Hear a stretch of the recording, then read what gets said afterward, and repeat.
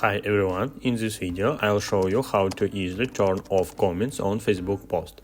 Make sure to watch till the end to avoid any mistakes, and don't forget to like this video and subscribe to my channel. Let's get started. Open the Facebook app on your device, tap on your profile picture to access your profile page. Scroll down to find the post for which you want to turn off comments. Tap on the three dots on the post. Select who can comment on this post.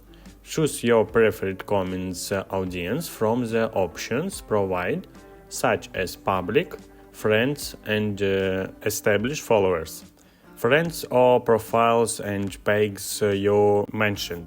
Once you select your desired audience, tap Done, and that is it.